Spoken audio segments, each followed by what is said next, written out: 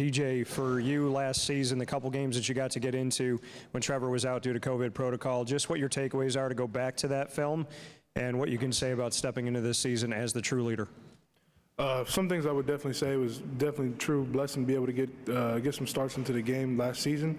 I got a whole week of preparation, becoming a starting quarterback, so be able to get into that Notre Dame film. And there's definitely a lot of things I could take from last season. I learned a lot backing up Trevor, seeing the way he runs the field, see the way he just treats off the field too. This is how he's a true definition of a professional in my eyes. That's why I feel like Trevor I could take from him last year and then learning from the different games. So there's a lot of stuff that I'll be taking from him and taking it from my own experiences. You can adjust, that's fine. Yeah. So right side in the red shirt. DJ, Cortland Griffin, the three-point conversion. What do you feel like, piggyback off of that, with Trevor Lawrence leaving, you now being the signal caller, what do you bring that's unique from Trevor in your skill set? Some things I feel like it's definitely unique is that I think I'm a little bit bigger, like heavier than Trevor, about 250 pounds. I feel like that might be something, might be a little bit more unique. But overall, I don't think Trevor does a lot of great things, but I feel like our games are a little bit similar. I like to throw the deep ball a lot. I like to see how far I can throw it in the game, so that might be one big thing. But I feel like for the most part, there's not a lot of differences, but we both like to play football. DJ, we're going to go on the left side, the very back row. He's standing up right now. Tyler Everett, SBJ. Can you tell me about your approach to the opportunities via NIL in general, and specifically the deal announced yesterday with Bojangles, and how you got into Bojangles, and if that was a recent discovery for you?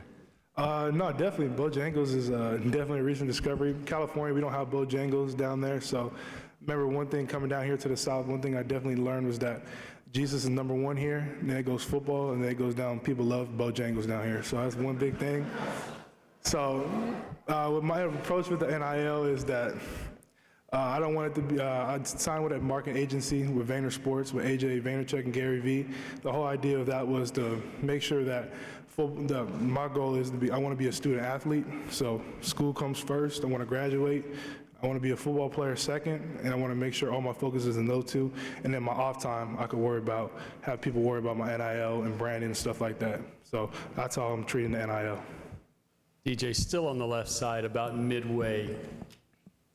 Hey, DJ, David Hood with TigerNet. As Zach mentioned, in 6 weeks or so, you're going to be a few blocks away in Bank of America Stadium going against Georgia. College game day will be there, but you've played big games. You had games against Mater Dei, against Bryce Young, the big comeback, the state championship last year at Notre Dame, comeback.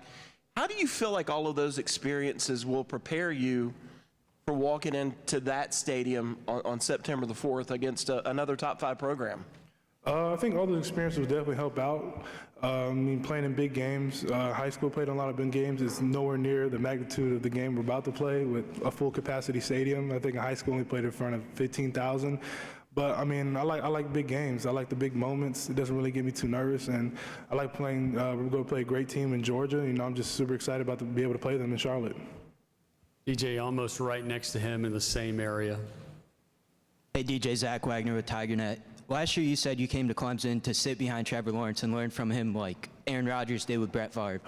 What exactly did you learn from Trevor last year that you can take into this year? There's a bunch of stuff, but I think the one thing I'll touch on is that how to become a true professional of the game and a game off the field. That the way Trevor handled different things off the field, with how he dealt with media or how he dealt going around town, where he couldn't be like himself. He had to uphold to a Clemson quarterback where he couldn't do maybe the normal things that a regular college athlete or college student could do. He couldn't go down to Chipotle and go get some food, or it would turn into like an autograph session. So just different things like that. That's different things I took about how to become a true professional of the game.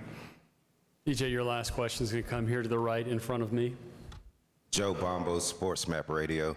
This isn't much of a question, but with you getting that new Bojangles deal, I would really look forward to having a big Cinco meal deal, you know, or $5 chicken supreme box if you want to consider that. Yes, sir. That would be a super cool thing. I think that would definitely work. I have to talk to Bojangles about that.